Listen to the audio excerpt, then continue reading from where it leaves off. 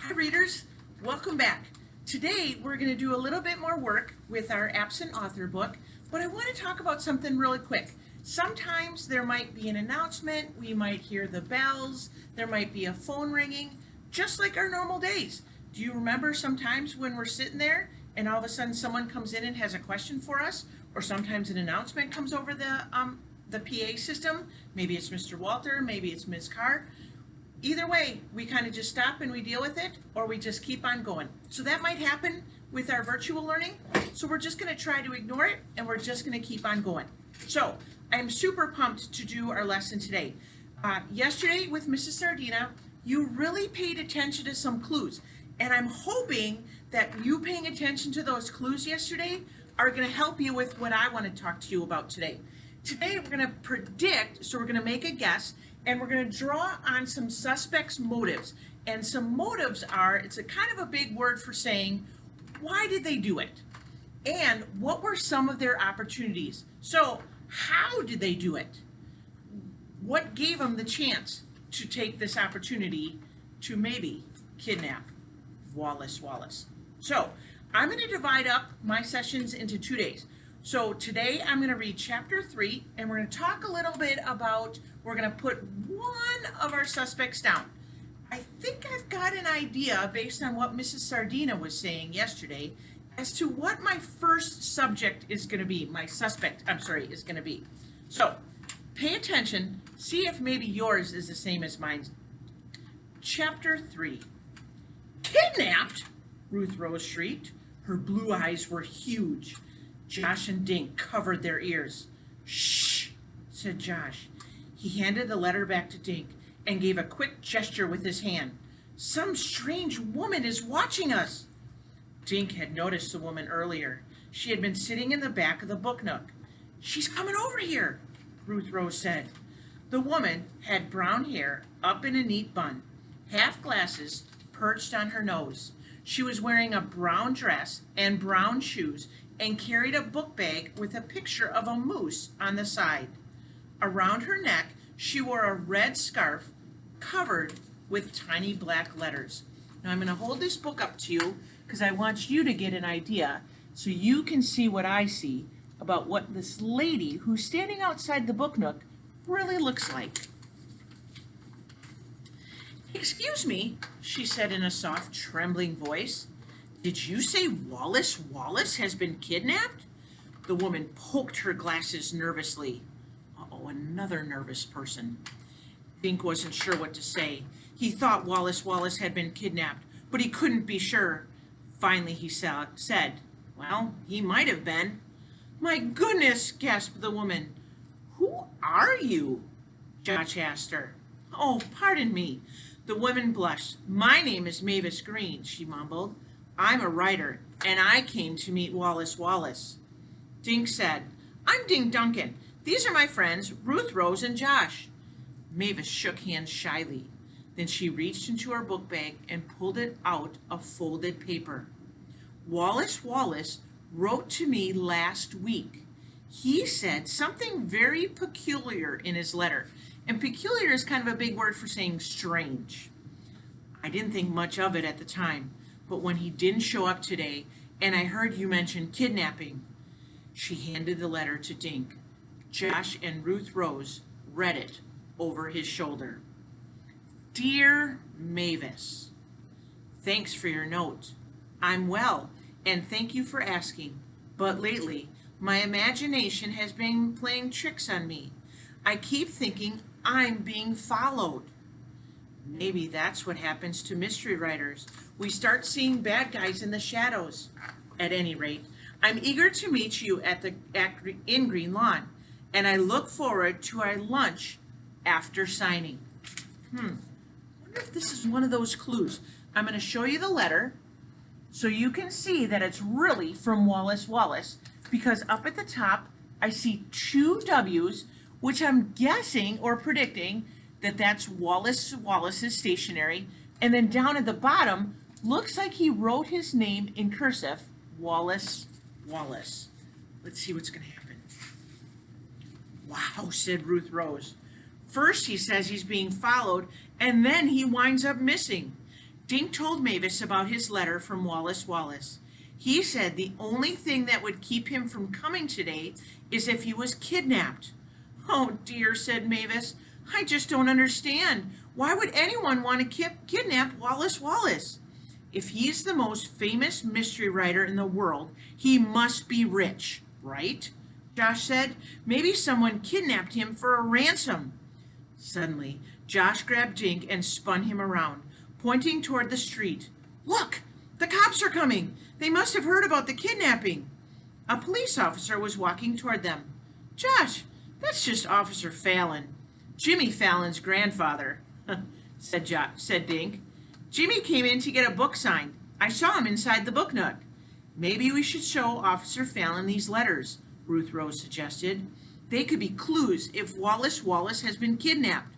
Who's been kidnapped? Asked Officer Fallon, and he was now standing near them. Not my grandson, I hope, he added, grinning. Dink showed Officer Fallon the two letters. We think Wallace Wallace might have been kidnapped, he said. He promised he'd come to sign books, but he isn't here. Officer Fallon read Mavis's letter first, and then Dink's. He scratched his chin, then handed the letters back. The letters do sound a bit suspicious, he said, but it's more likely that Mr. Wallace just missed his flight. Jimmy Fallon ran out of the book nook, waving a Wallace Wallace book at his grandfather. Grandpa, he never came! Can we go for ice cream anyway? Officer Fallon put a big hand on Jimmy's head. In a minute, son. To Dink he said, I wouldn't worry. Mr. Wallace will turn up. Call me tomorrow if there's no news, okay? They watched Jimmy and his grandfather walk away. Dink handed Mavis's letter back to her. He folded his and slid it into his pocket. Crazy thoughts were bouncing all around his head. What if Wallace Wallace was really kidnapped? It might have happened because I invited him to Greenlawn. I'm practically an accomplice. An accomplice is someone that helps out a suspect. I don't want to wait till tomorrow, he said finally. I say we start looking for Wallace Wallace now. Where do we start? Ruth Rose asked. Dink jerked his thumb over his shoulder. Right here at the book nook. Excuse me, Mavis Green said shyly. May I come along too? Sure, Dink said. He marched back inside the book nook with the others following. Mr. Paskey was putting the Wallace Wallace books back on the shelf. He looked even more nervous than before. Aha! Excuse me, Mr. Paskey, Dink said. Have you heard from Wallace Wallace? Mr. Paskey's hand shot up to his bow tie. No, Dink, not a word. We think he was kidnapped, Josh said. Mr. Paskey swallowed, making his bow tie wiggle. Now, Joshua, let's not jump to conclusions. I'm sure there's a rational explanation for his absence. Dink told Mr. Paskey about the two letters. I'm really worried, Mr. Paskey. Where could he be? Mr. Paskey took out a handkerchief and wiped his face. I have no idea. He removed a paper from his desk and handed it to Dink. All I have is this itinerary. The others looked over Dink's shoulder as he read. Itinerary for Wallace Wallace. Itinerary is kind of a fancy word for saying schedule. 1. Arrive at Bradley Airport at 7 o'clock p.m. Friday, July 15th. New England Airlines Flight 3132. 2. Meet driver from Lawrence Taxi Service. 3. Drive to Shangri-La Hotel. 4. Sign books at the Book Nook at 11 o'clock a.m. Saturday, July 16th. 5. Lunch, then back at the airport for a 4:30 p.m. flight. Here's his itinerary. If you want to take a look at it and see if you see any clues in there. Can I help? Can I keep this, Dink asked Mr. Paskey. Mr. Paskey blinked. Well, I guess that'll be all right, but why do you need the itinerary? Dink picked up a marker and drew circles around the word airport, taxi, hotel, book nook. This is like a trail. It leads from the airport last night to the book nook today, Dink said. Somewhere along this trail, Wallace Wallace disappeared. Dink stared at the itinerary, and we're gonna find him. The end of chapter 3. So here's what we're going to do.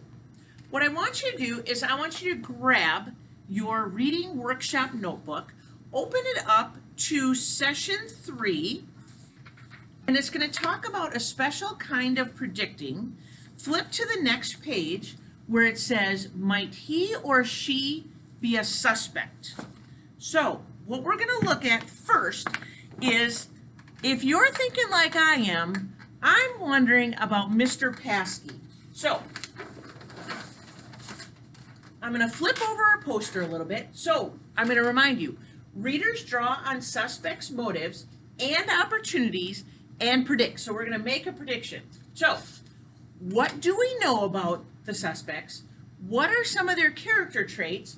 And what are their motivations? Remember, we talked motivations are what do they want. So what I did is I kind of rewrote this on the chart paper, but it's exactly like your notebook. So my title is A to Z Mysteries, The Absent Author. My first suspect. I'm wondering if that's your suspect too. I don't know. Mr. Paskey, he seemed like a really nervous kind of a guy. So I'm kind of wondering, kind of like what Mrs. Sardina said, sometimes when people are nervous, they've got something to hide. So what was his motive? What did he want? Well, I'm wondering if he wanted to keep Wallace Wallace all to himself. He wanted just to talk to Wallace Wallace all by himself. He didn't want all those other people coming, asking their questions, taking time away from him. So under where it says motives, I'm going to write wants to keep, and I'm going to be a little fancy here. I'm going to put WW to stand for Wallace Wallace, so I don't have to write out the big whole name. To himself. Okay, then opportunities. What were his opportunities? When did he have a chance to do this? Well, if we remember from his itinerary, we know that from the airport, Wallace Wallace was dropped off at the Book Nook. So my guess is that he was dropped off at the Book Nook, and that's Mr. Paskey was there, maybe after hours, and no one else was there, so no one knew that Wallace Wallace even got to the Book Nook. So I'm going to switch a little bit here. So his opportunity is that Wallace Wallace, remember I'm going to be fancy here, would come to the Book Nook. Okay, so this is what I want you to start today. I want you to think of your books that you're reading, and depending on how far you're at, do you have any suspects that you're thinking is part of your book? So put their name down, then what's their motive, what's their opportunity, and if you've got a guess as to how they committed the crime. Tomorrow, we're going to read another chapter, we're going to talk about another suspect, and then we're going to be able to write one good thing, one good suspect, and some evidence about that. So tonight, what I want you to do, or today, whenever you're doing this, what I want you to do is read a little bit more in your mystery book, start filling out this list, and don't worry about doing anything in your Google Doc tonight. So I am on the edge of my seat, literally, and I will see you tomorrow. Good day.